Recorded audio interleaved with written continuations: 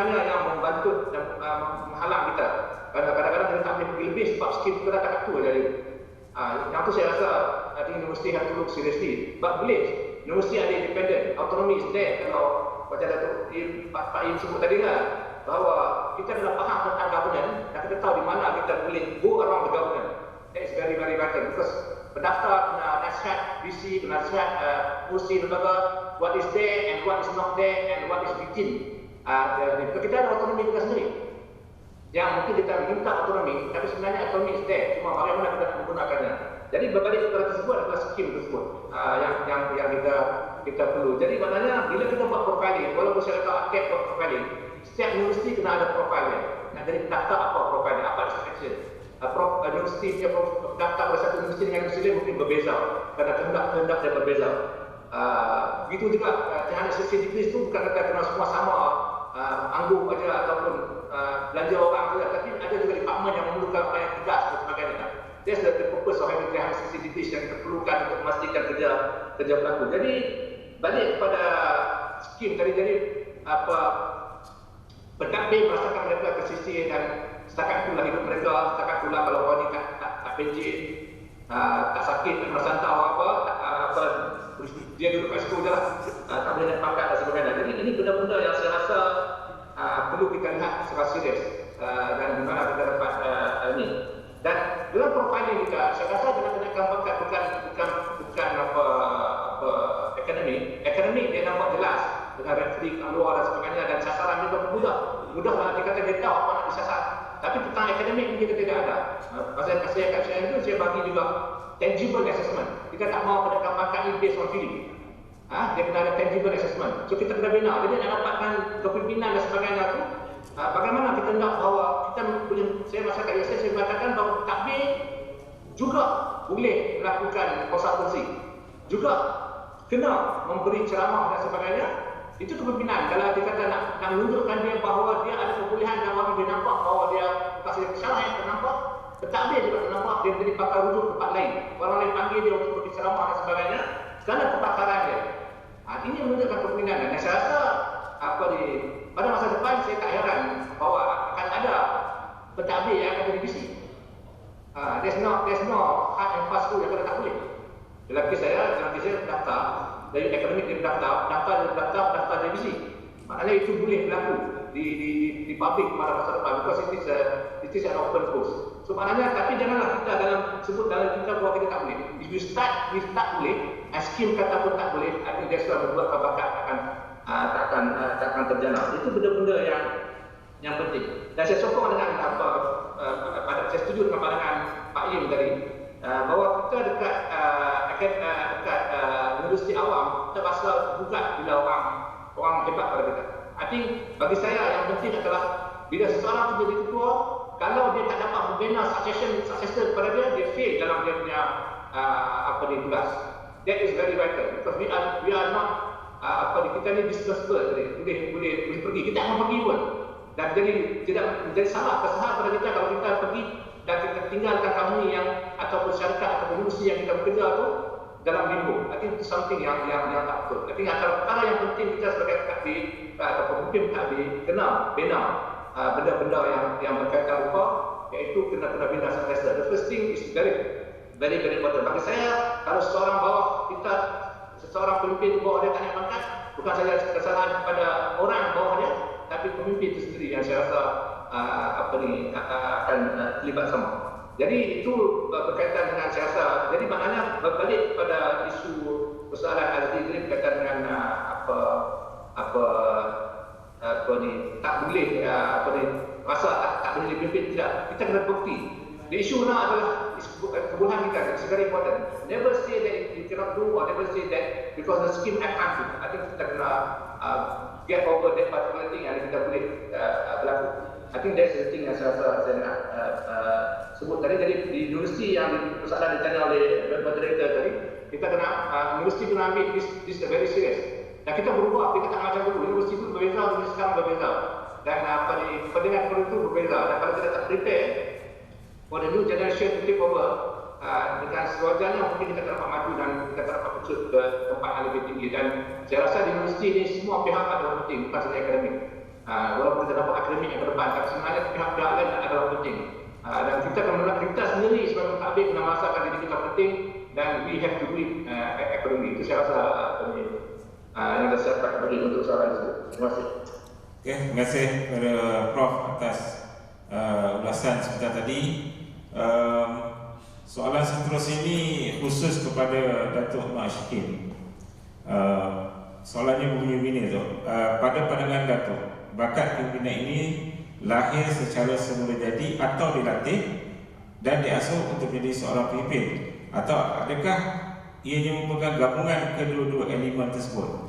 Dan selalunya di akhir level pemilihan seseorang individu sebagai pemimpin organisasi, selalu diperhatikan akan wujud unsur-unsur dari luar kerangka karakter bakat dalam membuat pilihan seperti faktor ideologi politik, bangsa, kolonialisme, dan bagaimana cara organisasi luar menangani isu-isu yang berkaitan. Mungkin boleh Yang Amat Datuk untuk ulas sedikit. Terima kasih atas soalan itu. Pertama ialah sama ada pemimpin itu adalah dilahirkan sebagai pemimpin ataupun secara nasionaliti ataupun dilatih. Rasa dua-dua ada. Ada kadang-kadang kita tengok budak anak-anak kecil kan, dia memang ramai you tengok dalam kelas ke dan sebagainya, anak-anak kecil ni ada ramai yang dia jadi pengikut dia. Sebab itu macam kita boleh katakan the theory of born leader is that. Because anak-anak kecil, dia orang belum dilatih, belum diasuh lagi, tapi memang telah menunjukkan punya kepimpinan masing-masing. Tapi yang lebih penting ialah attitude seseorang tu, kebolehan ataupun willingness to be trained or to be groomed. Itu yang pihak kedua ni ataupun kategori kedua ni lebih akan menjadi pemimpin yang lebih efektif, kerana mereka faham dan mereka boleh diasuh dan boleh dilatih dan mempunyai minda yang mengatakan mereka ni ingin menjadi pemimpin, dan dengan keinginan itu adalah salah satu faktor utama untuk kita berjaya untuk menjadi pemimpin. Tentang pemilihan seseorang pemimpin juga di organisasi swasta, terutamanya di organisasi setanis yang bekerja sekarang ni, pemilihan seseorang leader itu tidak bergantung kepada tidak bergantung kepada satu nominasi, dan persetujuan itu tiada tanpa kolaborasi ataupun transparansi daripada semua pihak.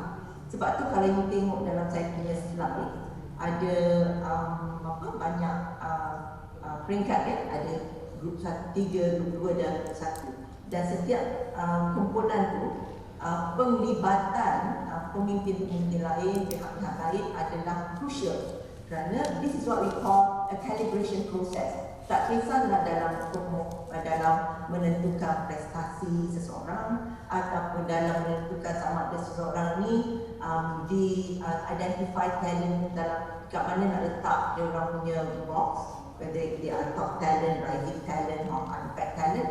So the calibration, that means the calibration process takes place. Bermaksud kalau seseorang tu pemilihan tu dia lakukan, dia bukanlah pemilihan dari segi pandangan seseorang atau nominasi seseorang, tetapi lebih kepada collective decision. So that's how the organisation carry out the process of the selection of the leader. Okey, terima kasih Yang Amat Datuk. Seterusnya kita juga menerima soalan-soalan yang bukan sahaja di peringkat pentadbir, tetapi juga kepada sebab forum ataupun webinar kita ini diikuti oleh semua peringkat.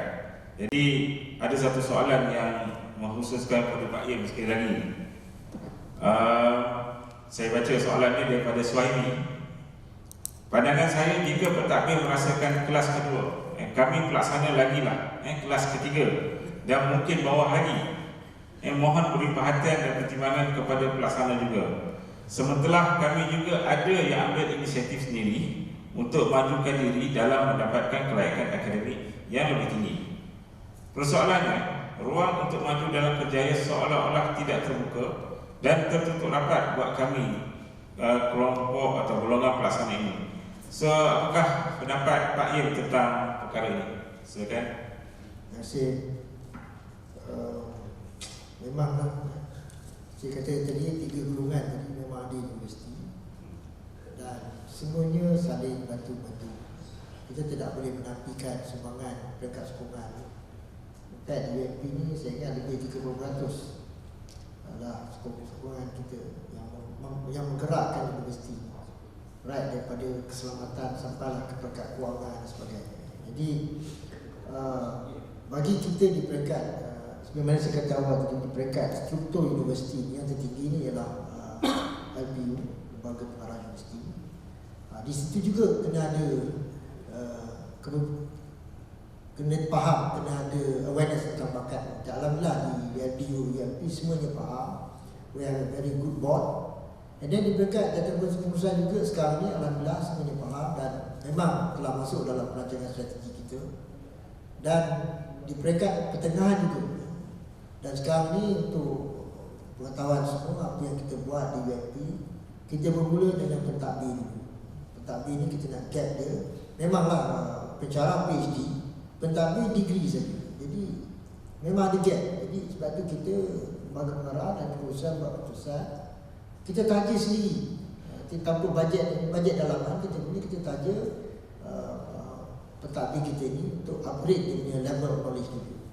Lepas ni kita juga telah bersetuju untuk menghantar pemimpin kita, dekan ke timbalan dekan, ke jabatan pengarah-pengarah, termasuk juga timbalan pendaftar ke dipanggil Center of Excellence dalam dan luar negara. In fact, lembaga pengarah dah bersetuju untuk hantar sama dia pergi London Business School, Harvard Business School, INSEAD. Kita sebut kata-kata itu untuk yang peringkat tinggi dan pertengahan. Di peringkat dalam. In fact, saya kata untuk yang pertengahan mungkin kita boleh hantar ke Asian Institute. Bukan nak mendapatkan latihan, mungkin nak dapat exposure kepada dalam. Yang bawah ni juga setakat ni saya tak nampak lagi, memang belum ada lagi satu dasar yang statik, yang data yang jelas untuk kita nak upgrade mereka. Hanya sekadar kita beri short courses. Mungkin ini juga satu cadangan yang baik. Mungkin kita boleh bawa dalam pengurusan dan LPU akan datang. Bagaimana kita nak melihat yang kepimpinan di peringkat bawah. Walaupun tajuk kita ini lebih kepada fokus kepada succession plan peringkat jabatan utama, tapi kita juga kena mengambil kira patut pengikut di bawah ni dipanggil pemimpin kecil. Tapi walaupun di peringkat kita setakat ni apa yang kita buat, kita appreciate. Sebab itu setiap kali di dalam mesti faham, in fact retreat kita, buat retreat tu kita jemput daripada wakil-wakil daripada akademik, pentadbir dan juga sokongan ini. Majlis Malaysia ini kita jemput Presiden, Timbalan Presiden supaya mereka dilihat juga sebagai penyumbang utama. Ini pendekatan yang dipanggil engagement ini memang kita akan teruskan dan insyaAllah kita akan beri pandangan ini untuk menentukan kejayaan mereka juga berkembang pada masa depan. Terima kasih. Okey, terima kasih Pak Im. Sebenarnya soalan yang kita terima ini daripada Cik Aziz Syukri, khusus kepada Prof. Dr. Aziz. Prof, soalannya bunyi begini. Pentadbir terlalu lama berfikir seperti seorang pengurus dan bukannya pemimpin. Bagaimana kita ingin mengubah corak pemikiran mereka ini? Mungkin Prof ada pandangan? Itu yang saya sebutkan tadi. Saya dah ni. Pertama, yang punya diri jangan fikir bahawa dia boleh naik setakat tu saja dan dia akan setakat tu saja. Kerana dia bertunjuk bakat pembinaan itu dalam melalui proses. Yang kedua saya katakan tadi, dalam kita punya profiling untuk untuk naikkan pangkat dan juga untuk training staff kita, kena ada elemen kepimpinan, bukan setakat mengurus saja. Jadi bermakna seperti saya sebutkan tadi bahawa dalam kita punya profiling macam saya buat dahulu, misalnya semakin tinggi grade dia, semakin elemen sandungan, elemen menurunkan ilmu, sandungan pelibatan luar dipentingkan dan menunjukkan kita punya kepimpinan. Setakat kita buat apa betul yang kita ni. Jadi dalam kita nak profile dan bagi tabir juga kena ada elemen-elemen yang menunjukkan ketokohan tersebut. Bukan setakat apa yang disebutkan itu memiliki untuk mentadbir saja. Itu benda-benda yang saya rasa universiti perlu lakukan.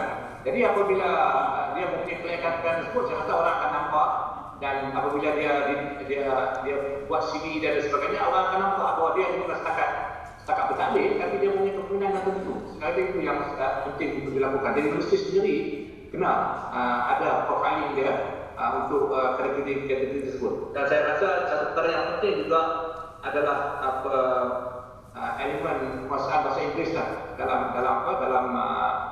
peringkat atasannya. Apabila kita dah mula internationalization dan sebagainya, kena diletak situ dan confidence levelnya akan tinggi lagi kalau ada ini.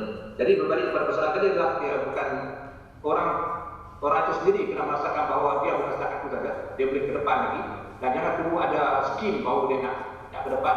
Karena saya selalu kata pada staf-staf saya, rezeki di mana-mana, bukan tempat yang dituju.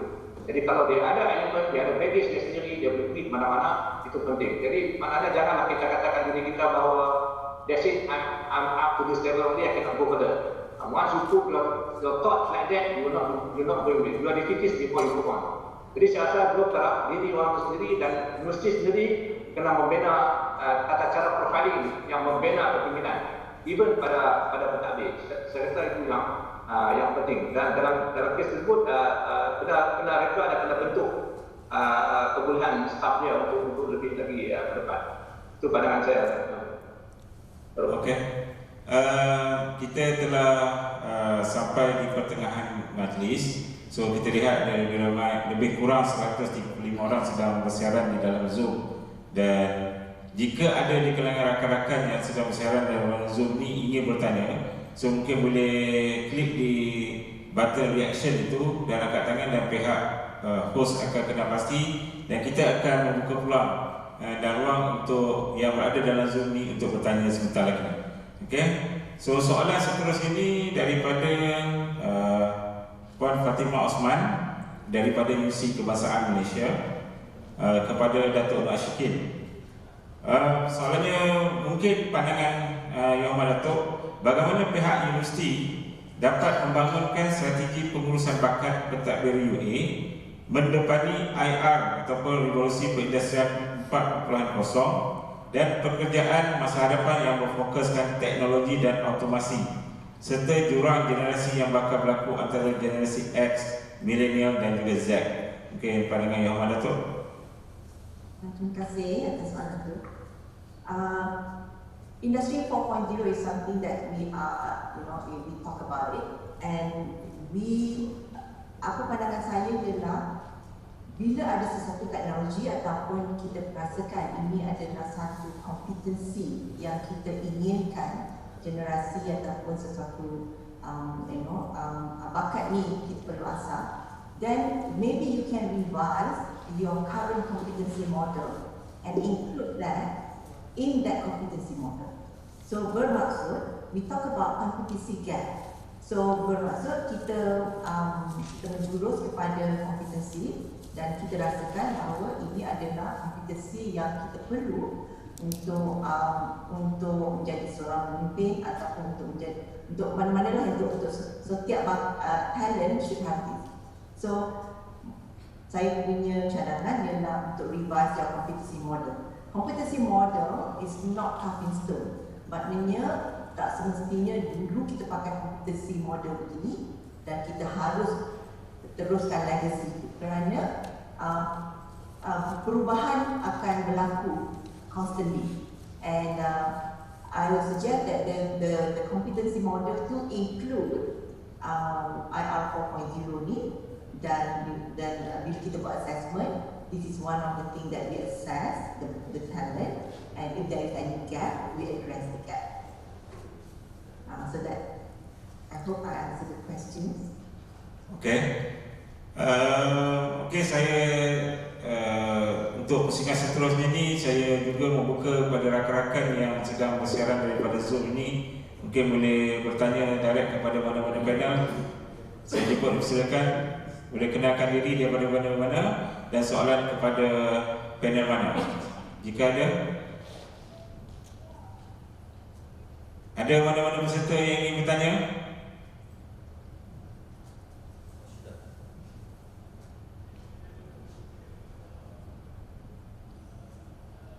Boleh teruskan kalau ada persoalan.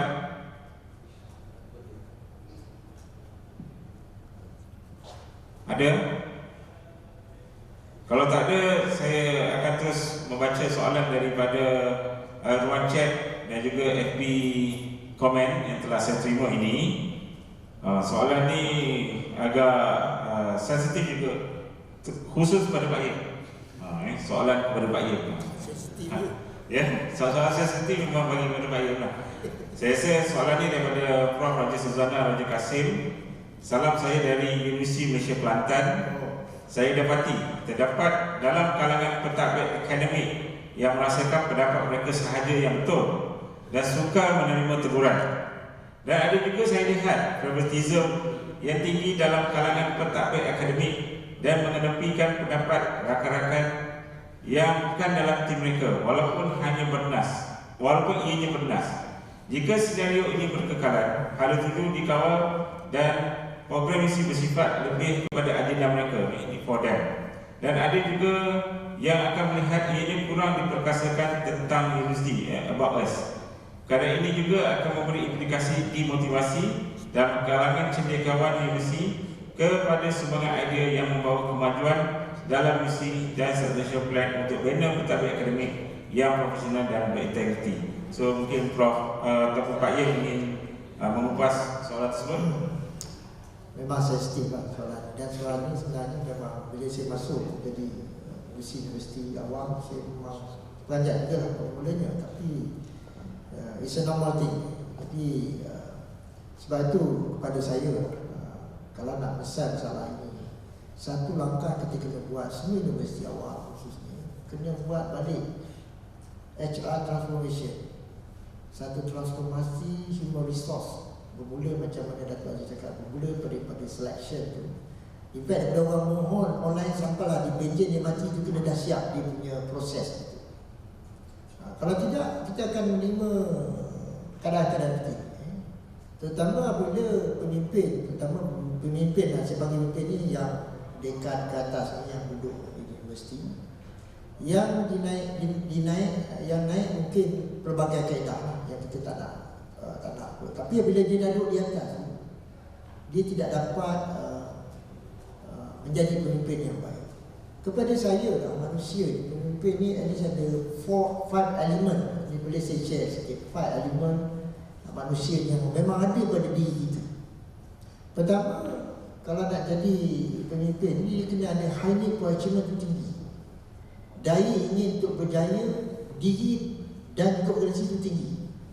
Kalau dia kata saya ingin menjadi dekan yang terbaik, dia tak ada saya ingin jadi dekan. Jadi dia kena ada adjektif dia kata.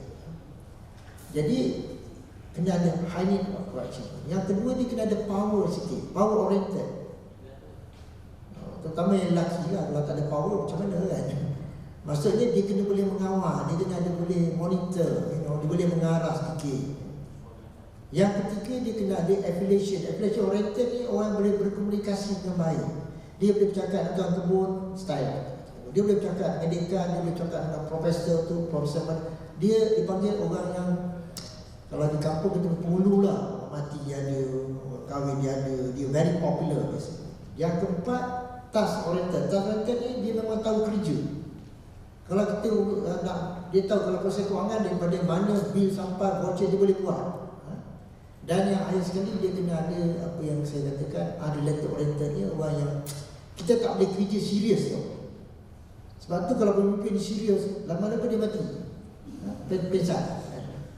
Dia kena ada masa dia berkelakar, ada masa dia berbual, masa dia release tension. So kalau nak menjadi pemimpin yang baik, pandangan saya lah, achievement tu about 55 to 60%. Power kena ada 10-50%. Kena ada power, kena perempuan pun sama, kena cakap. Kadang perempuan ni nak suruh, tak boleh. Dia WhatsApp. Dia tak nak communicate, Jadi perkara ni, yang ketiga, affiliation tu kena ada juga, dan juga semua ni kena balance. Jadi kalau you nak tahu orang ni dia punya orientation apa, you tengok. Kalau dia jenis kalau pergi kau tak buat, saya bilang kita tahu dia power man. Kita dah boleh baca dah. Ini saya ajar sikit lah tu pada tuan-tuan dan puan. Dan kalau kita tengok, kita kena faham orang ni jenis power, macam mana nak tengok. Semalam saya jumpa ramai orang berjumpa saya untuk DP di universiti. Saya tahu, depan saya tahu dekan ni buat karakter dari IAS. Sebab itu di universiti kepahaman tentang membina capacity, capability, character building is very crucial. Character building very crucial. Jadi itu saya untuk menjawab Profesor Rozana tadi, tak ada isu sebenarnya. Hanya kita boleh di peringkat lembaga pengarah atau di peringkat pengurusan kena mendengar. Sebagai pemimpin ni we to listen. Sebab tu saya di Universiti Sabah, saya memang bagi nombor telefon saya. Semua orang boleh telefon saya. Jadi apabila satu cadangan sampai kat saya dengar sini. Kalau awak hantar laporan, saya tahu. Jadi kita boleh memonitor dan kita boleh membantu mereka. Yang penting niat kita.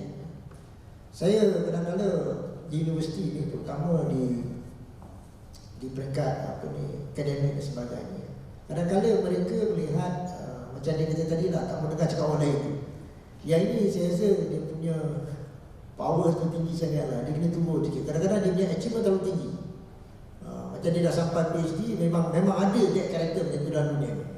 Jadi orang ni dia terpaksa berubah. Dan ini yang saya kata, saya selalu kata perlu training, perlu latih, perlu dilatih balik. Kita latih balik mereka supaya mereka kurang mereka punya level of kata orang ego dan sebagainya. Ini kena kurang. Sebab saya pernah mengikuti satu kursus dulu masa saya bekerja. Arwah Profesor Tarudin pernah cakap di Universiti Kebangsaan masa itu, ini cerita benar. Dia kata kalau kita rasa kita telah tinggi ilmu, kata dia, kita ambil orang ini, dia cerita, dia kata penyu tu, ilmu penyu ni kalau dia berhenti tahun ini dia betul di Rantau Abang spot pokok ketapang misalnya, dia round dunia dalam masa setahun, tahun depan dia akan balik the same pokok ketapang, the same spot. That's how ilmu penyu.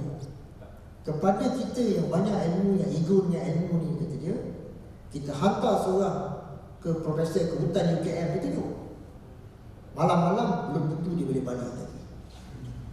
Ni dia punya. Dan satu lagi, kalau mereka tak mau tunduk dia lagi kepada apa yang dia, mereka nak dihantar ke Lautan Pasifik, naik perahu, lepas tu celup jari setitik, itulah ilmu yang ada. Ilmu Lautan Pasifik yang ilmu Allah Ta'ala. Maknanya kita nak reduce kita ego supaya kita juga kena mendengar pandangan orang lain, kena mendengar juga yang bukan dari kumpulan kita. Saya di ULP, saya dah cadangkan pada semalam kemarin saya dah beritahu kita akan buat lecture. Saya kata lecturer conference, orang tak faham, dia nak buat paper. Saya kata kita nak buat engagement, semua penjara akan attend every year. Semasa saya bukan dengan sebuah agensi, saya pernah buat. Panggil semua penjara, duduk 3 hari 2 malam, dan dia boleh bercakap, dia boleh melontar apa pandangan, dan kita pengurusan tertinggi dengar dan jangan balas. Ini saja, kita kena bagi platform kepada mereka. Kalau kata jabatan, mungkin dia dah jabatan tu je. Jadi bila mereka tak ingin dengan jabatan lain, bila dia jadi kata orang mechanical jadi dekan, dia akan ambil orang mechanical. Jadi apa? Jadi boss, jadi TNC, dia akan ambil orang mechanical. Pasal dia tak campur orang awam, dia tak campur business study. Ini this is a normal practice in any university. Jadi untuk itu saya kata why not kita di ULP ni kita buat. Saya cadang lecturers conference, tapi semalam kita round table lah. Maknanya lecturer ni kita buat macam forum. Every year dia akan datang. Jadi daripada background mereka boleh bercakap tentang, bukan bercakap tentang akademik, bercakap tentang service system dia. Dia masuk dulu grade 52, 10 tahun tak naik lagi 54, Profesor Madya. Ini semua dia boleh buat, okey kan? Dia tidak dapat latihan, dia jadi dekan, dia tak pernah tengok apa pembedaran. Bila saya nanti. Jadi semua ini kita terpaksa sediakan satu platform untuk mereka macam ni lah. Platform macam ini kita bagi mereka untuk mereka melahirkan pandangan mereka dan kita mendengar dan mengubah sesuai sistem pengurusan kita. Sebab tu ini dalam alhamdulillah misi kita di ULP yang ada sekarang ni, mereka Profesor Wan Azhar ni dia mendengar dan dia mengubah sesuai pengurusan universiti sekarang mengikut selera dan culture kita di sini. Dia tak sama dengan semua universiti. Tak sama. Dan kita di peringkat board pula, di peringkat lembaga pengarah, facilitate. Saya cakap terang, kita di UMP kita mengamalkan satu sistem pengurusan self-belonging bersama. Saya tak pernah buat seorang-seorang. In fact, di JKPU saya minta mereka buat bersama. Jangan sign seorang. Sign seorang ni bahaya. Yang banyak tu dalam pasal sign seorang. Dia kena bersama, musyawarah, kena jemaah. Pengalaman saya pun buat bersama. Saya tak pernah buat bersama. Jadi bila kita dengar banyak pandangan, kita tidak melakukan kesilapan. Dan untuk itu Prof. Razana ni saya rayu beri pandangan, kita kena mencadangkan satu bentuk perubahan di sistem pekerjaan kita yang bermula daripada saya cadangkan HR transformation atau transformasi sumber manusia ke dalam industri. Daripada mula maknanya ada lepas yang akan datang, kita akan mula dengan yang baru. Yang lepas ni kita nak ubah, biasanya sukalah sikit, tapi orang pun boleh, insyaAllah boleh berubah dan kita boleh mengatasi perkara. Terima kasih. Agak boleh jawab. Okey, itulah soalan-soalan kepada Pak Im ni memang level dia panas lah. So sebelum saya lanjutkan soalan untuk yang bagi Prof. Dato' Aziz, saya mungkin nak mulakan soalan ini kepada Yang Amat Dato' Nasyikin. Daripada Alizan, so daripada wanita ke wanita. Soalannya berbunyi, di agensi swasta, adakah succession planning melibatkan C-suite sahaja atau melibatkan jawatan lain?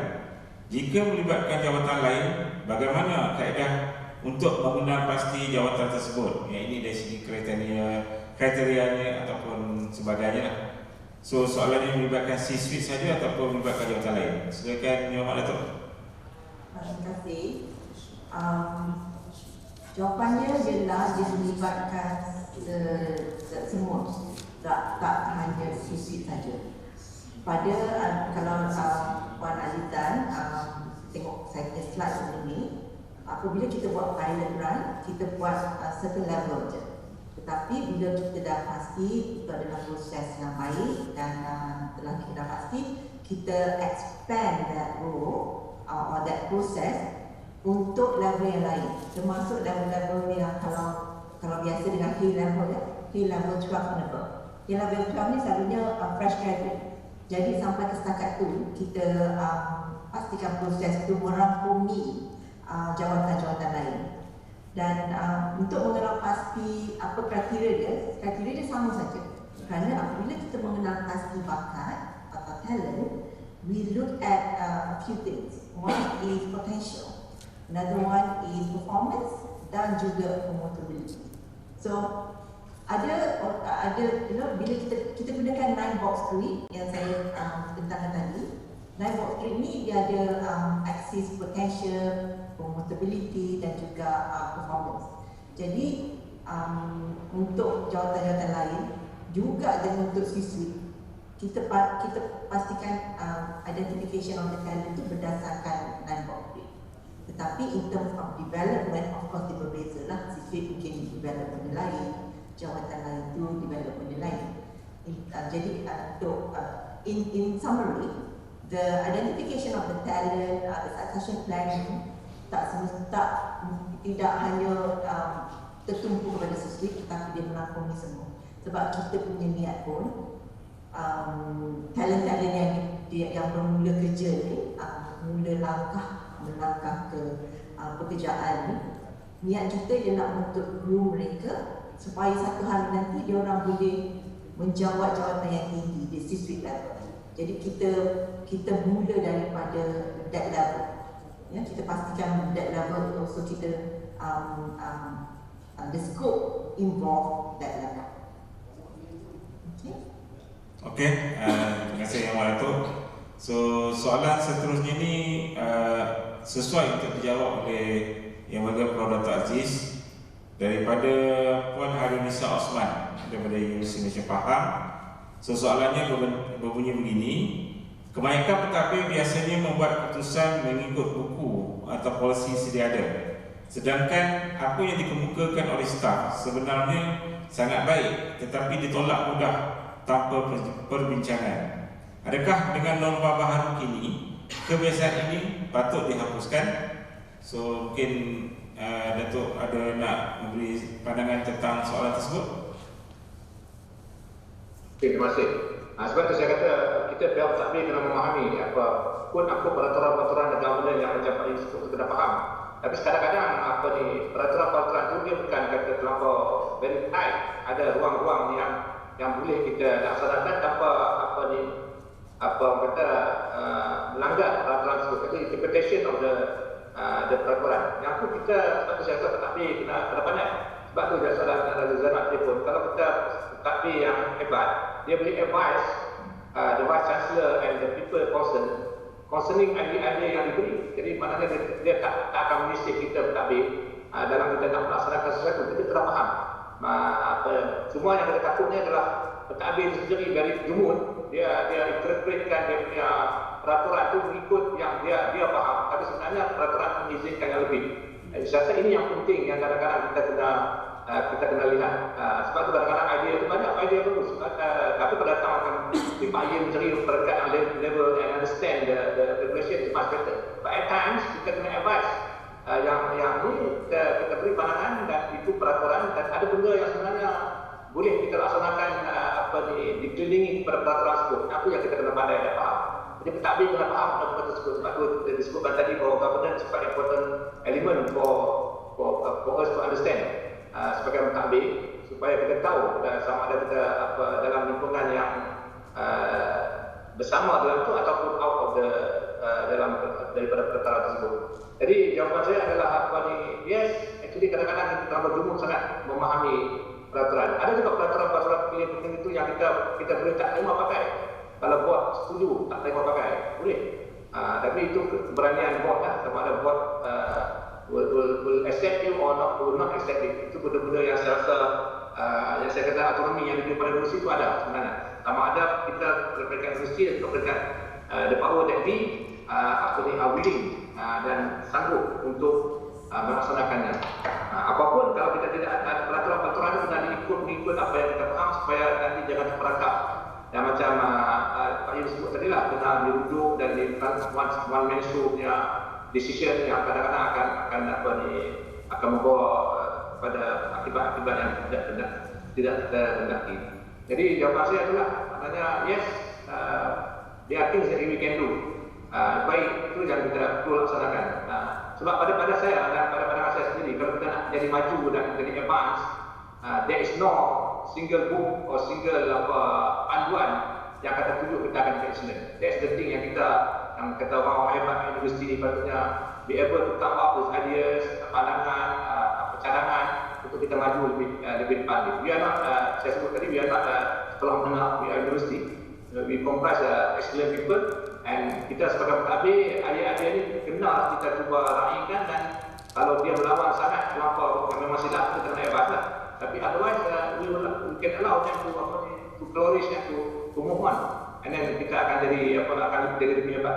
Itu pandangan saya. Okay, terima kasih Prof. Saya sekali lagi muka kepada rakan-rakan yang bersiaran dalam Zoom ini. Kalau ada apa-apa soalan boleh juga ditanya kepada para panelis kita. Boleh on video dan juga mic, boleh bertanya. Saya buka, silakan jika ada.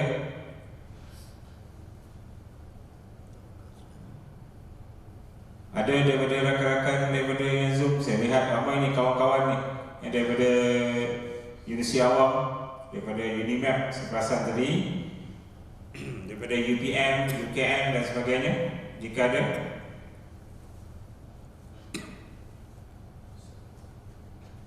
Okey, kalau tak ada, saya harap kita memberi peluang dulu kepada rakan-rakan kita yang berada dalam Zoom untuk bertanya direct kepada panel.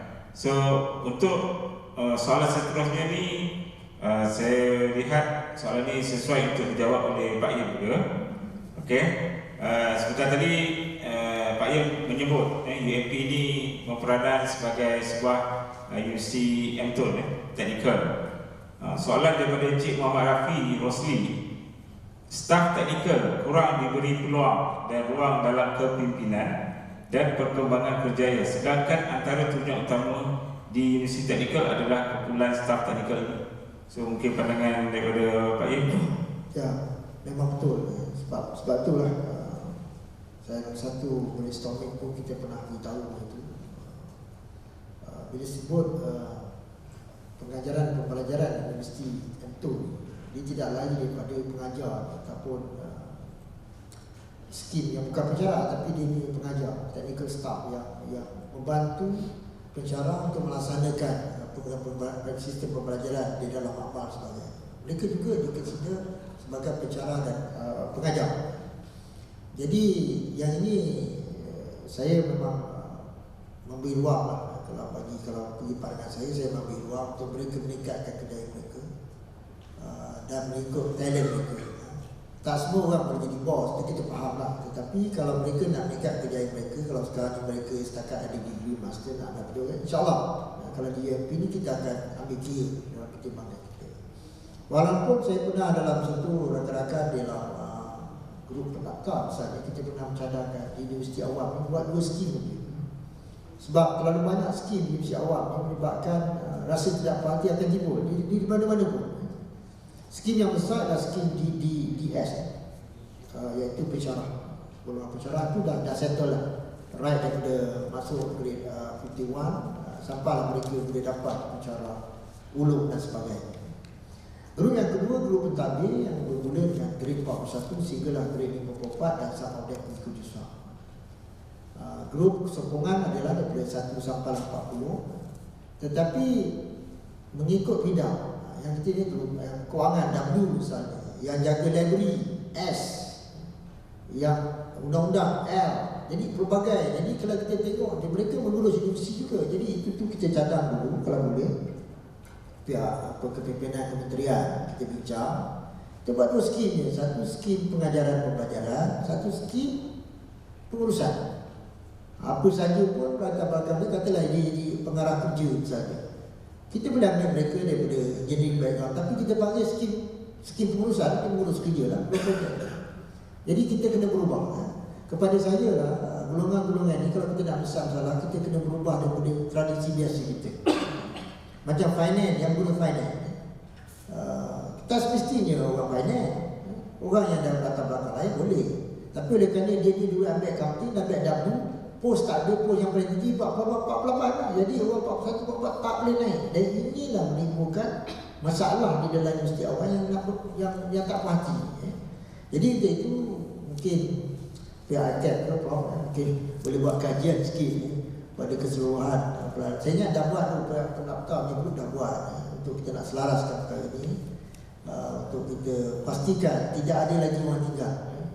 Dan ada 2 skim pengajaran-pengajaran, satu skim pengurusan ni, 2 mereka atas dan mereka bawah. Dan untuk jawab soalan saudara kita tadi, kalau di UMP kita terbuka lah, insyaAllah kalau ada peluang besok dengan cara-cara kita lah, kita punya requirement untuk bolehkan dia meneruskan sumbangan dan kejayaan mereka, insyaAllah. Okey, terima kasih Pak Im. Saya juga membuka juga ruang dan peluang kepada rakan-rakan yang mengikuti secara langsung daripada Dewan Berikut ni jika ingin bertanya lah, dan kita bagi peluang tersebut sebentar lagi. Soalan kepada Prof. Dato' Aziz. Pengalaman Prof memang terlibat di universiti awam dan juga di universiti swasta ni. Tadi kalau kita semua mengikuti pembentangan ataupun ucap tama daripada pengarah ACAD, ada menyebut satu perkara, iaitu pengisian jawatan-jawatan utama universiti di kalangan staf akademik. Okey, seperti pendaftar, bendahari, ketua usahawan, penasihat undang-undang dan sebagainya. So mungkin apa pandangan yang bagi Prof Dato' tentang model penggantian yang terbaik yang mungkin boleh dilaksanakan oleh universiti awam ni? Silakan Dato'. Okay, terima kasih. Bagaimana preparation for people to fill the post, because semua universiti nak the best person to fill the post. I think that has been everywhere. Dan saya tahu pemimpin even board pun kadang-kadang dia nak the best person to fill the post, because kan sebanyak fill the post tu sebab ada kekosongan dan kita fill siapa yang tidak. Artinya yang pertama yang kita buat. Jadi bermakna kita kena ada plan dan ada program yang boleh menghasilkan orang yang the competency of that particular job can be met through the process yang kita buat internally. Jadi sebab itu kadang-kadang mereka akan ambil cross daripada luar dan sebagainya. Dan saya rasa bahagian saya daripada awal saya bersyukur pada skim dan macam Pak Yip sebut saja. Bila saya diberi mandat untuk in charge of talent management masa APEC University, bila kami dapat APEC status kat USN, kami nak skim berbeza, cuba nak dapat skim berbeza. I went to GPA twice untuk buat macam yang Pak Yip kata lah, bukan sebab 23 skim dan sebagainya, tetapi hanya 4 skim dan saya rasa, saya ingat pada itu. Yang sebab termasuk doktor dan sebagainya, kita ada satu skim, dari researcher satu skim sebab kita mesti pendidikan, dan lain akademik dan bukan akademik, dan bukan akademik pun bukan banyak skim-skim yang banyak, supaya peluang yang kita tanya banyak pejabat tersebut ini adalah sebab skim tersebut. Kadang-kadang seseorang pun daripada skim S yang dia pangkat tak ada jawatan, tapi kita kata dia hebat. Itu benda-benda yang saya rasa menghantui kita.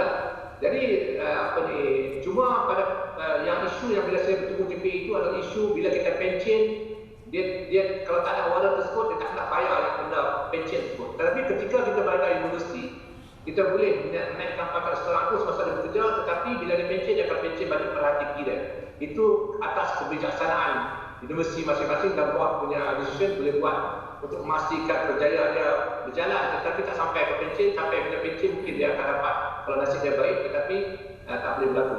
Jadi berbalik pada persoalan yang ditanya tadi, iaitu cross semua ni, saya rasa kita kena ada succession planning ni kena dibuat dengan sebaik mungkin untuk memastikan bahawa kita yang asal tersisih ini dapat mengisi jawatan-jawatan tersebut. Jadi saya kata nanti universiti kena be proaktif dan terutamanya universiti awam lah, sebab dia is the only line yang kita ada. Macam di swasta ni dia slightly different. Jadi itu yang saya rasa penting dilakukan oleh setiap pihak universiti apabila kita membincangkan berkaitan dengan succession planning. I think the university one the best. Tapi sebab isunya sekarang adalah isu jawatan yang tertinggi ni kontrak, so dia based on performance juga selepas tu. Jadi maknanya dia tidak akan duduk itu selama-lamanya lah. Jadi itu benda-benda yang saya rasa ada plus point dan ada negative point kepada aspek tersebut. Jadi berbalik pada persoalan, saya rasa training kita untuk mengisi jawatan tersebut kena kita betul-betul laksanakan. Di peringkat universiti, saya mesti berlain sikit daripada peringkat swasta dan sebagainya. Mungkin kadang-kadang swasta ni kehendak seseorang tu terletak pada apa yang hendak dilaksanakan oleh dia. Tapi di universiti awam, kita melihat pendaftar tu dia kena tahu banyak benda. In fact, almost semua benda. Bermakna sebab tu saya memang tekankan yang untuk menaikkan pangkat dan profiling di universiti awam, seseorang pentadbir itu tak kira dalam peringkat apapun, dia mesti lalui peringkat-peringkat proses yang ada di dalam tu.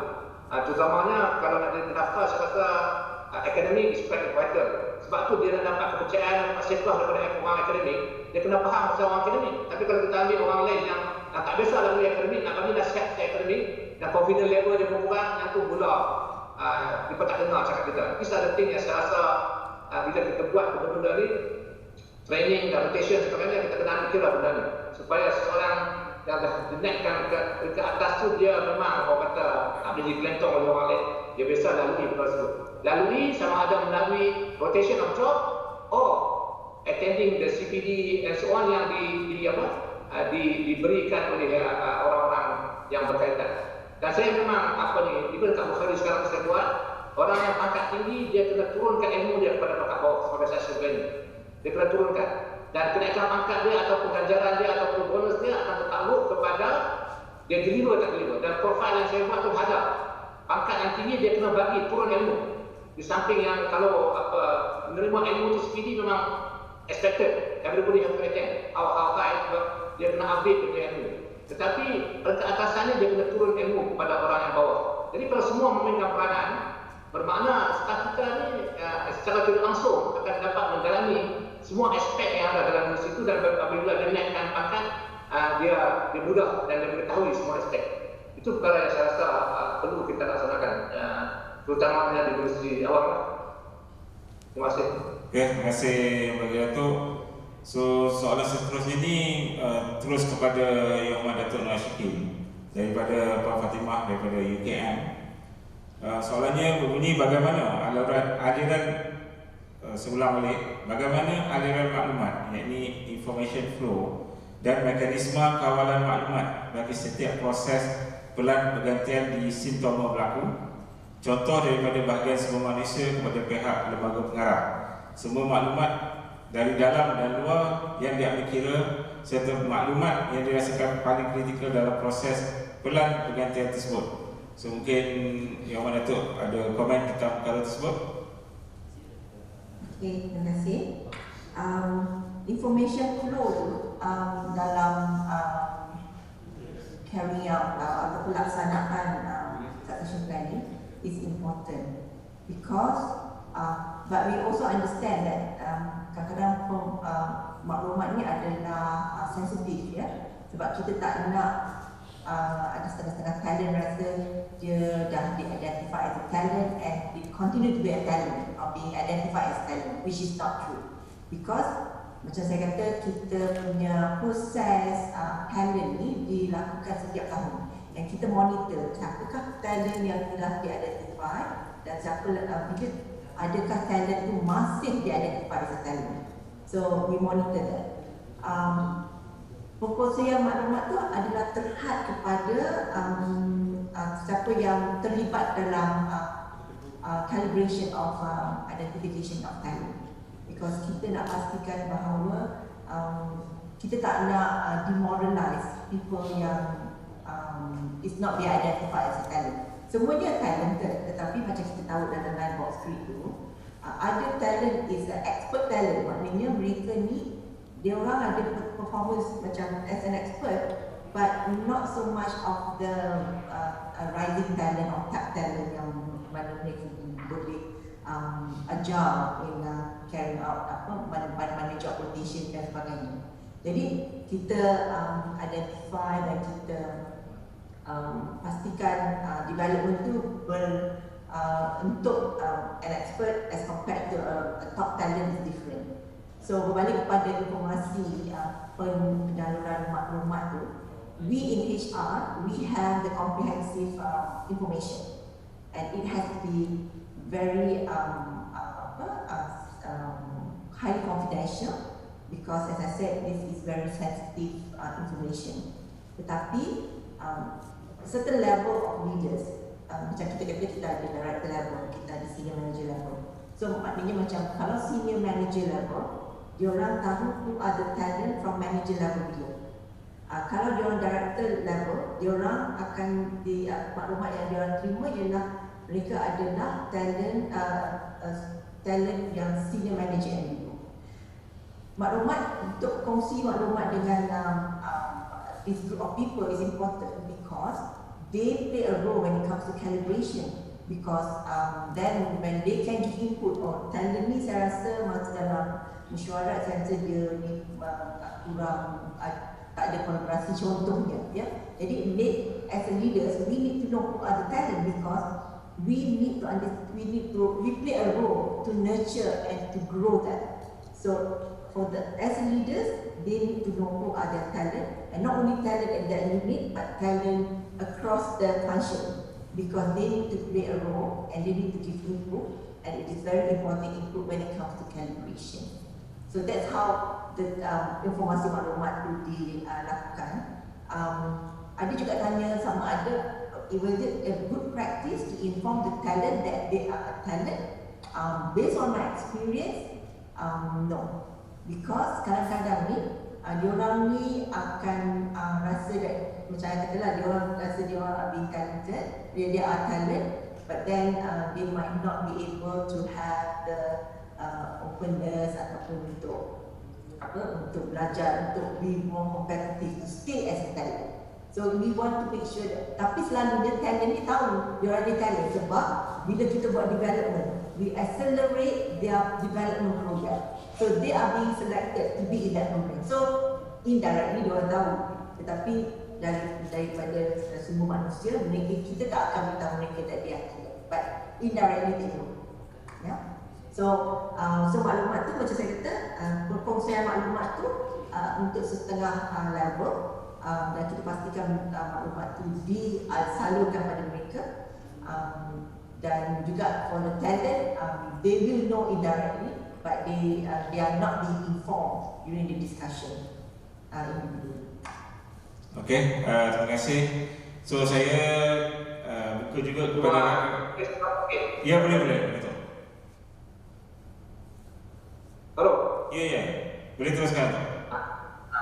Ada satu perkara yang saya rasa kita perlu amalkan kepada Kasela. Bila kita ada profiling dan kita tahu kelemahan, especially kelemahan yang selepas kita buat semua proses ni, I think pihak takbir mesti kena do a positive approach on how to improve the staff concern supaya mereka boleh bertawab dan jadi bukan sebagai bukan kehebatan, tapi bermakna kita tahu kekurangan sesuatu. We have to really be able to ensure that the next level kepada orang-orang yang kita rasa tadi Datuk sebut pasal orang yang hebat, orang yang hebat ni yang kita rasa ada potensi, tetapi dalam proses kita nak berjalan tu kita tidak memberi due respect atau due regard to certain thing yang kita rasa mungkin dia boleh di develop given time. Saya rasa itu benar-benar yang kita kritikkan bukan sebagai satu proses yang dia stop at analyzing, but the data is not being used for future planning. Sebab tu dalam kita apa-apa proses yang kita buat secara tangible, kita sebenarnya boleh memaklumkan kepada staf yang berkaitan secara personal tentang apa yang perlu ini ataupun pihak takbiran sendiri atau pihak kepimpinan sendiri perlu memastikan bahawa he will not be there like what he was before, tapi ada improvement. Macam saya nampak tentang rotation, kita rasa memang dia tidak ada pengalaman, dia duduk situ dari dulu ini dan selamanya, tapi kita rasanya perlu dia dudukkan artis sebagai takbir, kita kena beritahu dia you have to move to other place and to see your bakat macam mana you punya performance.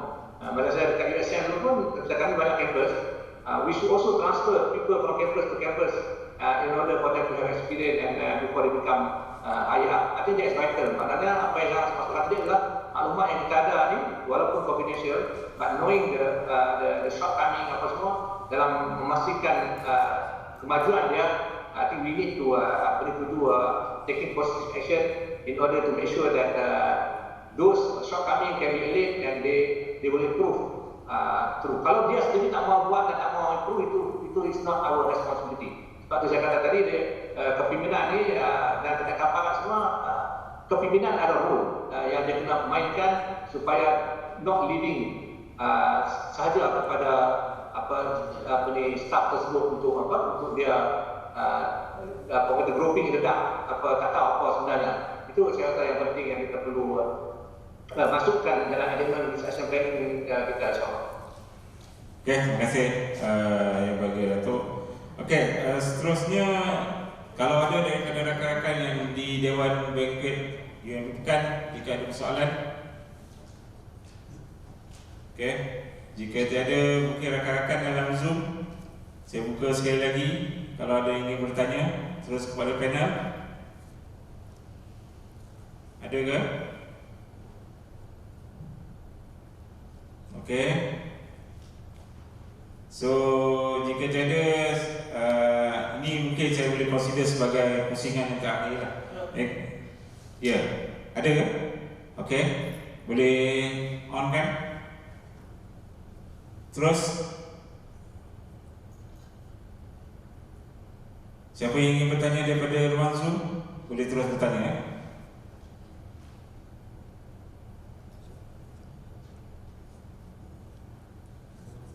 Presiden Masti kan? Ya. Alright. Saya jumpa mungkin Yang Mulia Raja Shah Herman, Presiden Masti, untuk memberikan soalan kepada panel. Boleh on mic dulu eh?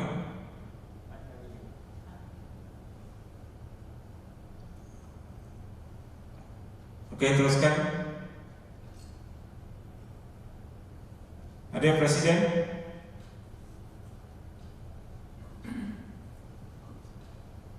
Okey, kalau tak ada, Presiden dia ada hantar direct kepada saya lah soalan dia. Cuma mungkin jadi kita bagi peluang kepada Presiden kalau dia nak bertanya direct. Mungkin ada masalah teknikal di sana. Soalannya saya lihat sesuai untuk dijawab oleh Pak Iem lah. Sebabnya melihat kepada pengurusan di universiti, mewujudkan pelan pergantian universiti ini terkandung di dalam Pergiliran Perkhidmatan Bilangan 3 tahun 2006, dan saya kira semua UA menerima pakai pergiliran ini.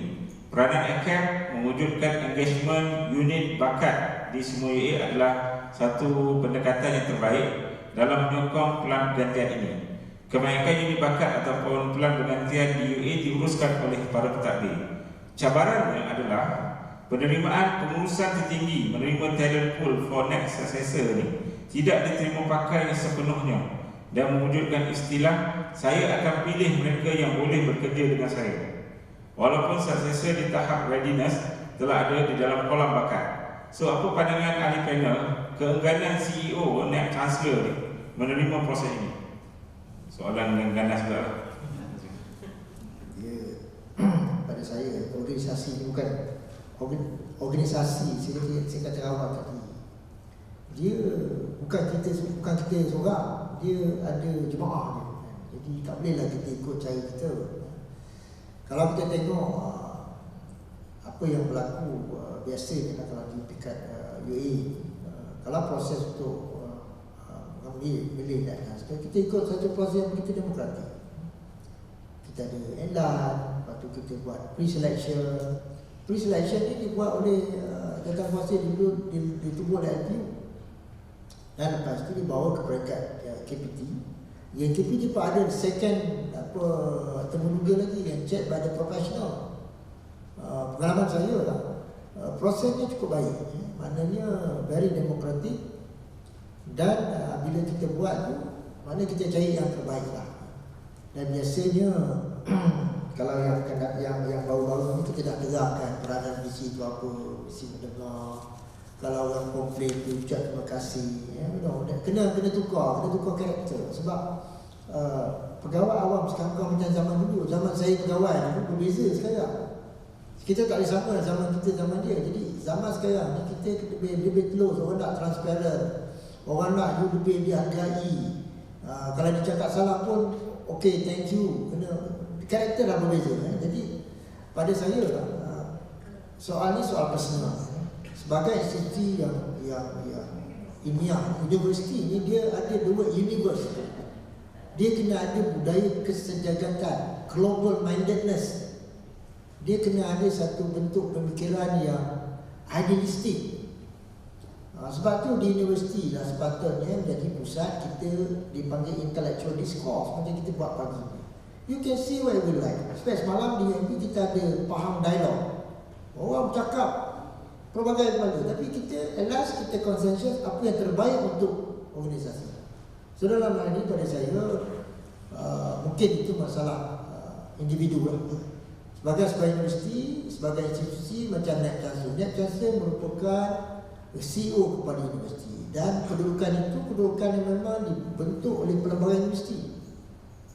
Dan orang nak duduk situ tu, saya kata bila talent tadi, dia kena match di antara manusia tu dengan kuasa ataupun dengan jawatan itu sendiri. Yang berlaku kadang-kadang berlaku benda-benda yang di luar mismatch itu yang berlaku benda-benda pelik. Orang sepatut talent naik, dia tak bagi. Macam dia kata tadi, dia kata apa? Yang boleh bekerja dengan saya. Tak boleh begitu. Pengalaman saya sebagai CEO dulu pun, saya kadang-kadang kita kena, kalau kita jadi bos yang baik, kita mesti mampu bekerja dengan orang yang kita tak pun suka. Oh, kerja bos yang baik, kalau semuanya submit now wakalah dengan kita je semua, yes bos, tak lama lah organisasi. Dia tidak akan ada innovation, dia tidak akan ada benda baru, Dia kena ada, saya kata awal tadi, kita kena ada satu perasaan. Bila kita dalam organisasi ni, kena ada nak jadi dua. Dia ada dalam organisasi macam kita bayar accounting, dia ada asset dan liability. Semua anggota kerja dalam universiti ni mestilah menjadi asset. Asset ni menjadi harta universiti. Harta intangible lah. Intangible-nya bangunan, dewan ni semua. Tapi intangible-nya itu dia. Satu lagi, kita tak nak dia menjadi liability. Liability ni bukan tanggungan, beban kepada universiti. Macam orang yang tak datang kerja malas, orang yang macam ni tak nak dengar cakap orang, dia sudah jadi liability, dia bukan jadi aset dah. So kita sepatutnya sebagai manusia kita jadi aset. Jadi aset ini yang kita perlu pupuk bakat dia, dan kena ada budaya sayangkan universiti, sayangkan organisasi, barulah kita boleh hidup bersama. Saya katakan pengalaman kita bila kita bekerja, bila semua orang tu sama, semua biru, tak enjoy. Kita nak ada kata varieties, baru seronok. Dan itulah sebenarnya kehidupan yang Allah jadikan pada kita. Jadi soalan pada saya tadi, soalan tentang tak nak dengar orang itu, ini pada soalan terpinggir. Mungkin ada setengah universiti beramal begitu ya. Kalau ada orang tu saya serulah, naklah macam Prof Haji kata bertaubat lah. Supaya balik pangkal jalan. Sebagai pemimpin kita kena mendengar. In fact kalau kita imam sembahyang, kalau silap orang dah berapa kali apa, subhanallah, kita kena betul lah kan. Tidak orang membarakah. That kind of thing. Leaders ni kena able to be criticized. Kalau tidak, kita tidak boleh pemimpin yang baik. Itu sajalah pandangan saya. Sorry to say that. Okay, terima kasih Pak Im. Mungkin dalam pusingan terakhir ini untuk soalan kepada yang bagi Prof Datuk, soalan daripada Cik Zulkarnain Yassin. Saya rasa Prof Datuk kenal ni. Terima kasih. Jawapannya kita buat pelan-pelan. Jangan tak buat langsung. I faham maksudnya itu. Tapi apa ni, we did our, saya selalu kata pada staff bahawa we have to do our responsibility. But there are certain things that is beyond our control. Jangan kita maju dan jangan kita, sebab itu kita tak buat apa langsung, kerana itu akan memberi badan yang lebih lagi. So we will have to do it, and we will do it as best as possible. Kita tahu bahawa kuasa melantik itu kadang-kadang bukan di bawah kuasa kita, tapi you know that the names that you have submitted are the names that you think deserve. But I think one day things will change, and then we have to be the people who change the things lah. Jadi saya rasa walaupun hakikatnya ada berlaku, mungkin ada terasa dan sebagainya, tapi kita peringkat kita kena buat the best of our ability. Saya selalu cakap dekat staff saya dekat sini kan, dekat Asia cakap, when this is your responsibility, do it as what you are responsibility, is your duty, you have to perform it. But decision made who is not under your care, you cannot do anything because you are not responsible for it, and you are not answerable to Allah SWT. Because you have done your best. So jangan kita pula, bagi saya jangan kita sebab itu kita maju atau kita kata tak payah buat, because kalau buat pun tak berlaku. Equally well macam saya kata tadi, yang dikatakan bahawa kita usaha dengan baik tetapi rezeki kita tidak kasih situ, akhirnya kita maju dan kita buat apa? Yang akan lose in ourselves. That is very important. Dan rezeki kita di mana-mana. Okay, mungkin tak tempat yang kita bekerja, tapi kalau you have something and people recognize it, insyaAllah rezeki itu akan datang. But saya juga selalu pada saya cakap kepada staff saya, I'm happy if somebody recognize USM staff and you succeed somewhere else, because I believe you are where you are is because where you were before. Itu saya rasa yang penting. Jadi balik pada soalan keganan tadi, saya faham maksud dia, tapi tidak bermakna amanah yang telah dijalankan apa yang kita perlu berbuat, do to the best of our ability. But kuasa nak menanti itu bukan kuasa kita, it's okay. It's okay. I think itu saya rasa jawapan saya. Okey, terima kasih yang bagi Prof. Okey, ini soalan terakhir mungkin pada Yang Amat Datuk Nur Ashikin. Ada 2-3 soalan tapi saya akan gabungkan dan jadikan satu soalan. Perancangan untuk pergantian bukan semata-mata untuk mengisi jawatan kritikal, bahkan boleh disifatkan sebagai satu kaedah strategik meletakkan seseorang pada tempatnya, iaitu the right person for the right job. Ianya berkait rapat dengan pembangunan pimpinan dan peranan pimpinan tertinggi dalam sebuah organisasi. So mungkin apa pandangan panel tentang pelaksanaan sistem dan proses tersebut? Adakah untuk jawatan grade utama universiti ini atau pos-pos yang kritikal, yang sensitif ini perlu menjalani ujian integriti atau ujian poligraf bagi mengukur tahap integriti seseorang untuk memegang pos berkenaan? Dahsyat dulu soalan ni. Mungkin Yang Datuk ada komen? Selalunya dalam pandangan organisasi, integrity ni yang cakap selalunya jadi is a value. So maknanya it is expected. So tak perlulah nak buat pakai poligraf ke, because It's just like macam kita tak tengok wayang, it's just like ticket of admission. Untuk masuk pada organisasi ni, kita perlu tiket, dan salah satu tiketnya adalah menggambarkan integriti. Sebenarnya teras-teras nilai-nilai integriti ni memang di mana-mana lah. Jadi saya rasa itu selalunya tak ada dalam competency model. Selalunya itu adalah expected. Everyone, tak kisahlah jawatan kritikal ataupun jawatan tinggi, tapi integriti itu kena ada pada semua orang dalam sesuatu organisasi. Ya, jadi itu yang jawab soal integriti itu. Jadi macam katakan nak letakkan the right person at the right job. Talent, I think kita gunakan talent review ni. Talent review ni ada macam-macam outcome yang kita boleh dapat daripada proses tu, ya.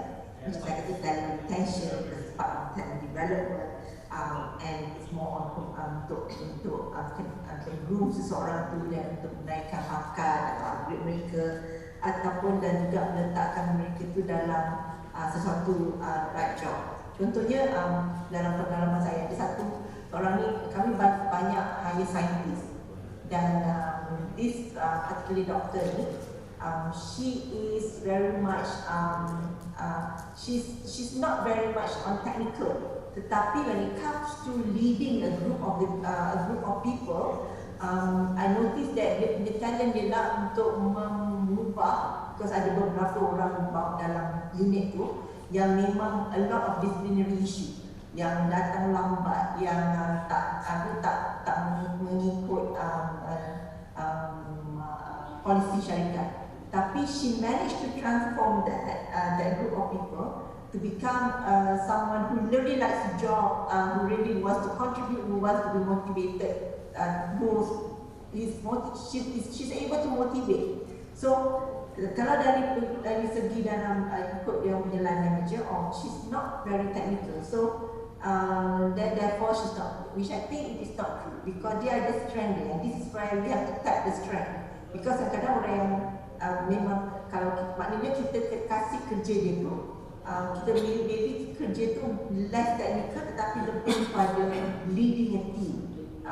Dan ada juga, so that's how we use the talent process ni untuk identify the individual strength and we tap on that strength. Yeah. Okay, terima kasih Yang Amat Datuk. Saya ada permintaan daripada rakan yang berada di Dewan Banquet ni untuk bertanyakan soalan. So mungkin saya benarkan satu soalan daripada Dewan Banquet ini. Soalan daripada mana dan kepada siapa? Okay, saya Hasbi Milaris daripada Muslim Subang UMP. Saya nak tanya kepada pengurusi lembaga pengarah UMP lah. Apa ni?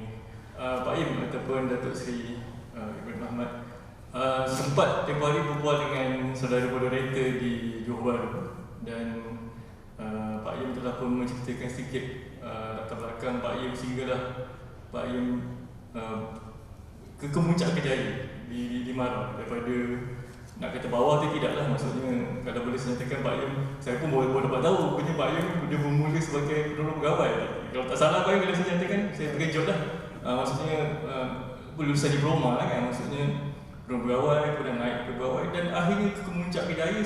Dan jawatan Pak Im dalam GPA itu melangkaui kebanyakan jawatan Nak Chancellor di Malaysia awam sekarang. Itu turus kan. Cuma saya tak apa faham turus 1, 2, 3 ni, tapi yang pasti turus lah. Dan di UMP pun sekarang ni paling tinggi tu Jusaki kan. Jadi saya punya pandangan lah, mungkin Cik Farouk pun boleh kita sama bersetuju bahawa Pak Im tu sendiri kalau di kalangan pentadbir, di kalangan Mr. Awam, kita boleh jadikan sebagai orang kata contoh untuk kalau sesiapa di kalangan pentadbir yang ada cita-cita nak jadi pendaftar khasnya dan mungkin jadi Nak Chancellor ahnya sebab tadi Pak Im sebut.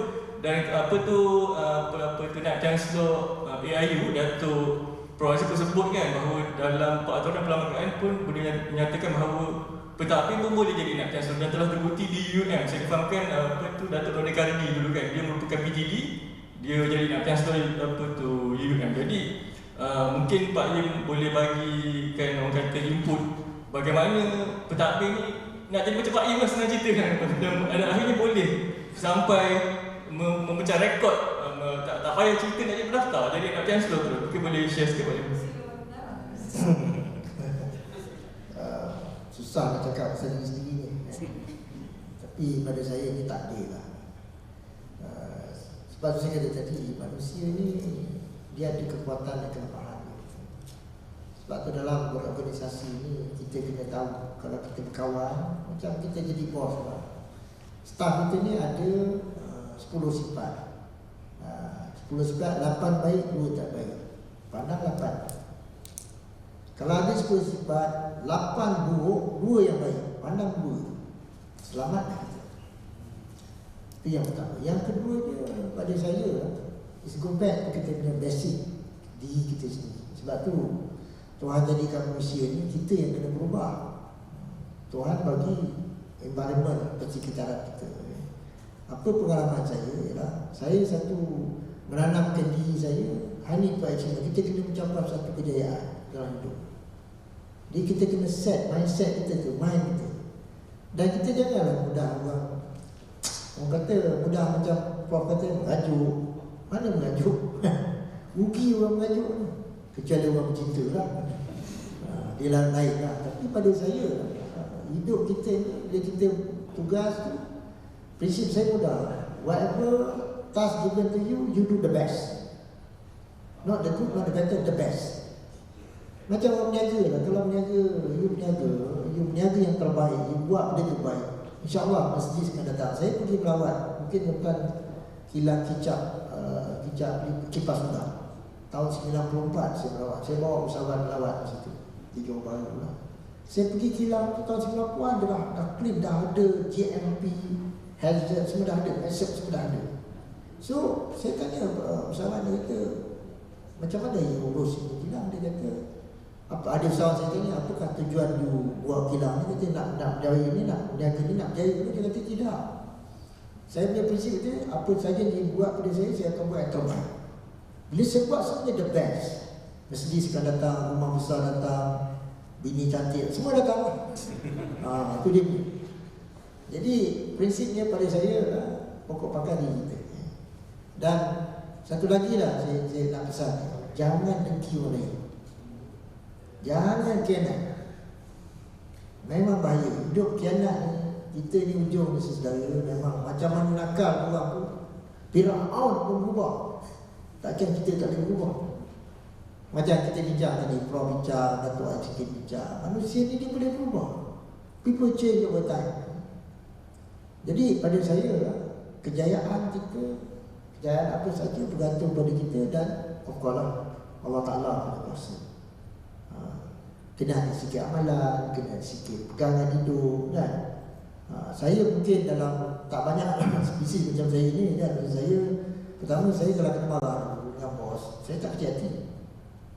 Satu hari kena balik file bersama saya kan. Boleh joke lah, ini berapa gol tim kan? 2 gol budak sekarang tak boleh. Budak sekarang apa jalan tengking sikit, aku ni lambat MC 2 hari. Kita dulu tak ada. Sebab kita, pada kita, prinsip kita bekerja, matlamat kita nak cari rezeki yang halal, pastikan kita buat yang baik. Mungkin kerana itulah saya dipilih dan sebagainya. Dan of course lah, zaman saya lebih kecil kenalah skor. Ini cakap banyak, belajar, business study, urus tak boleh lah. So you kena practice, apa yang you cakap, you buat, barulah boleh jadi kejayaan. Jadi pada saya lah, prinsipnya mudah. Kalau kita ada need to achievement, kita ada sikit hubungan yang baik, communication, jangan nyanyi orang, suka tolong orang. Saya kerja marah itu memang tolong orang. Sebab tu bila saya jadi pengarah acara, saya tanya, bila nak masuk kerja sini, awak suka tolong orang? Tak suka, saya tak ambil orang tu. Dia tak suka tolong orang, kerja tempat nak tolong orang, macam orang pasukan penyelamat dulu kan, tak boleh tengok darah, jangan ambil dia. Nak dalam apa dia perlu diselamatkan. So ini sebab talent also lah. Ini sebab talent. Begitu juga kalau kita tengok dari segi mana-mana institusi, mana-mana organisasi, yang penting bila kita naik di atas ni, jangan lupa rumput di bumi. Dia yang jadi isu ni, orang naik pangkat, naik dia tu bongkak. sombong, tak, lama. Percaya dekat dia. Dia jangan. Semalam saya ada nasihat beberapa orang ibu saya semalam sampaikan. Macam kita baik dengan bos lah, kita baik dengan misi.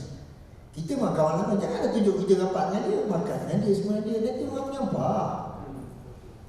Tu kena pandai lah. Ini dipanggil adjustment of your communication skills.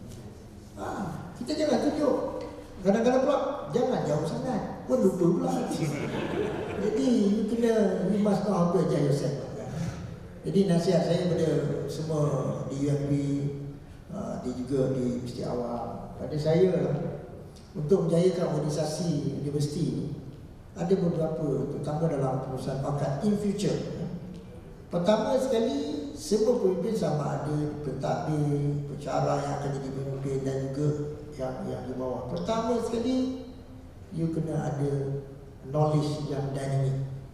Maksudnya, knowledge tu janganlah you nak refer balik degree you buat tahun 92 tu, nak dibawa mengurus, tak boleh pakai lah. PhD tahun 2019, orang dah tahun 2019 dah tak pakai.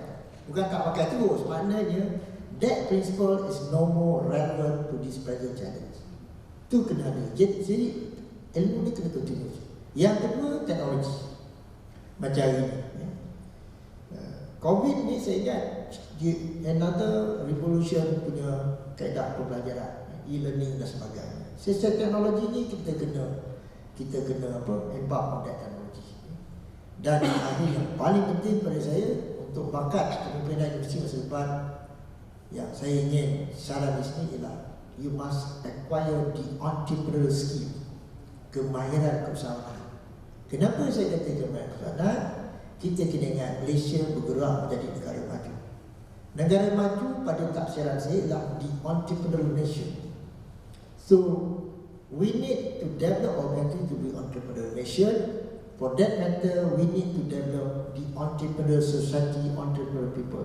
And university is part of the center for producing so-called the entrepreneurial people in future.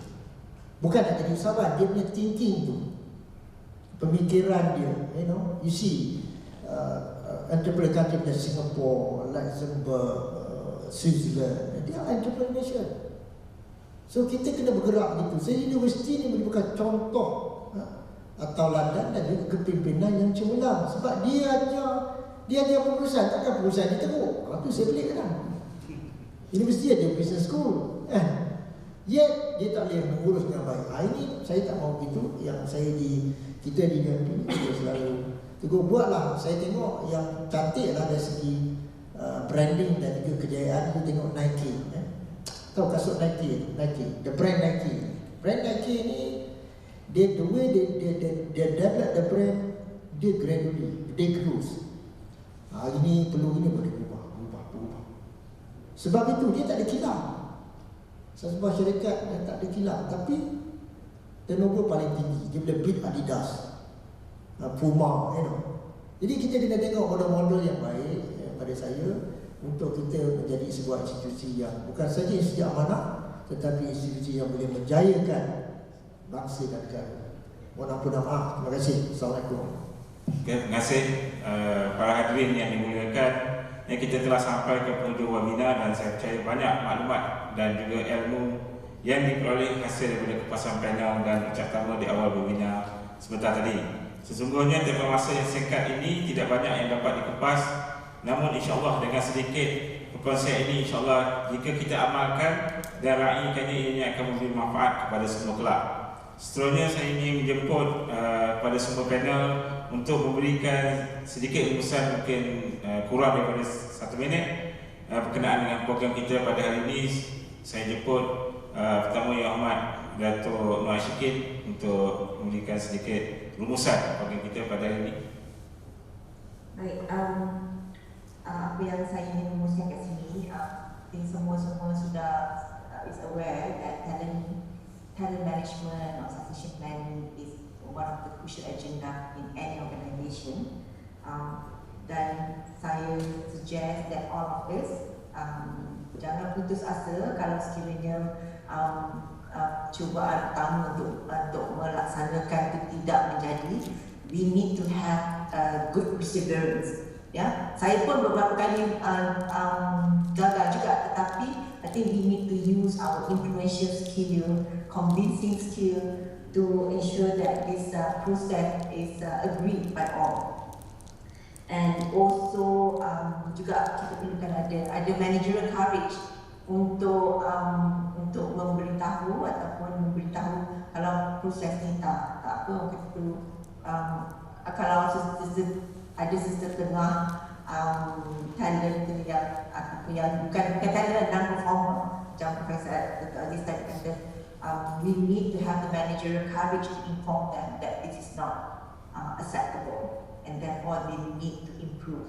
And mungkin juga banyak kadang-kadang kita ni ada blind spot yang mana kita tak tahu yang sebenarnya itu adalah kelemahan kita. And this is where we need to work together to build the nation, to build the capability building, to ensure that we can grow and we nurture and we nurture all the talents in the country. So sekarang ni saya punya one of my selamat ialah untuk support to bring all the Malaysian overseas to come back and to grow with us. So this is something that I think not only dekat universiti boleh lakukan itu dan juga di organisasi. So, saya ucapkan terima kasih sekali lagi dan best of luck.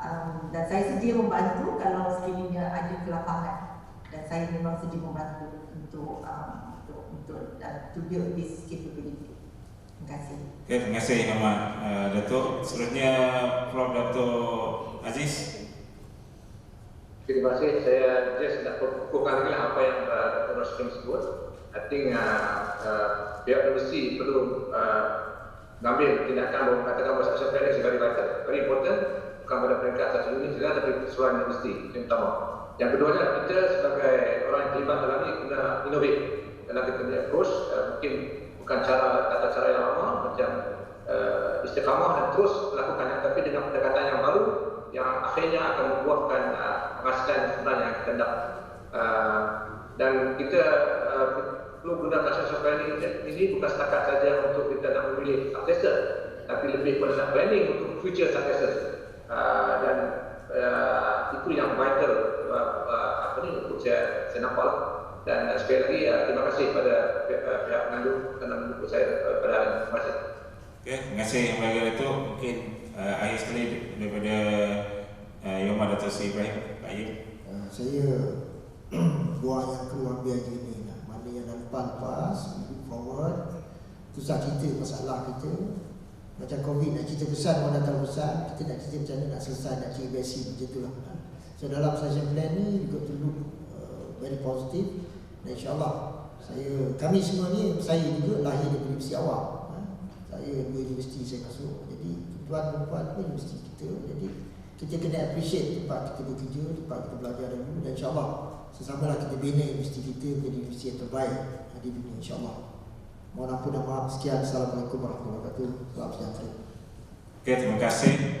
So, apa yang boleh saya katakan bahawa dalam menguruskan bakat ini, perkara utama yang perlu diberikan perhatian adalah pembangunan secara berterusan, dan ianya dapat melahirkan pentadbir yang bukan sahaja cemerlang lahir tetapi penuh dengan wisdom dan hikmah, mengutamakan integriti dan seterusnya mempunyai jiwa dalam melaksanakan satu perkara yang akhirnya dapat diterjemahkan dengan membawa kecemerlangan kepada organisasi tersebut. Sekali lagi saya bagi selaku moderator dan penganjur pada hari ini merakapkan ucapan penghargaan dan terima kasih kepada semua yang terlibat, terutamanya pihak pengarah, timbalan pengarah ACAP, para panelis yang bijaksana, para peserta daripada seluruh Universiti Awam Malaysia yang mengikuti secara Zoom ataupun melalui FB Live, serta yang hadir dari secara langsung di Dewan Bangkit UMP Pekan.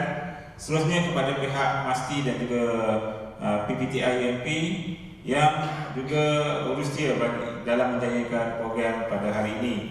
Dan insyaAllah untuk maklumat, Webinar Bersiri Kepimpinan Pendidikan Tinggi Siri 2 akan menemui anda insyaAllah pada Ogos 2020 nanti, bersempena sambutan Hari Pentadbir Universiti Awam yang disambut setiap 20 Ogos dengan kepuasan berkaitan dengan tajuk kepimpinan dalam pengurusan krisis. Saya dengan ini mohon maaf 10 jari memohon andai kata ada kekhilafan yang berlaku sepanjang mengendalikan program pada hari ini. Justru di kesempatan ini sebenarnya kita masih lagi berada dalam perintah kawalan pergerakan pemulihan PKPP untuk kita sama-sama mengingatkan diri kita untuk tanda pagar kita jaga kita, bahawa tanda pagar kita belum menang, dan teruskan amalkan perjalanan sosial. Selamat Hari Raya Aidil-Adha yang akan kita sambut seminggu saja lagi, dan insyaAllah jumpa lagi di webinar yang akan datang. So selepas ini saya mohon kepada semua peserta untuk membuka video masing-masing untuk kita mengambil gambar sebagai rekod, dan insyaAllah kita bertemu lagi pada masa yang akan datang. Dan akhir kata daripada saya, sesungguhnya apa yang kita dapat pada hari ini kita amalkan dan seterusnya untuk manfaat kepada masyarakat, maslahat kepada masyarakat keseluruhannya. Sekian, wabillahi taufiq wal hidayah. Wassalamualaikum warahmatullahi taala wabarakatuh. So saya mohon untuk pihak Rustia untuk mengambil gambar para peserta yang telah ke video sebagai rekod.